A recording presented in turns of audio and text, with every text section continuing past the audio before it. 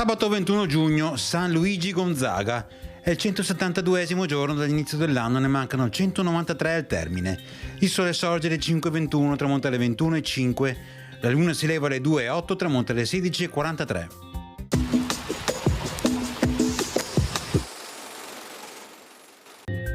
Il Papa Innocenzo III scioglie il patriarca di Costantinopoli dal giuramento di nominare i canonici della cattedrale di Santa Sofia solo tra i veneziani.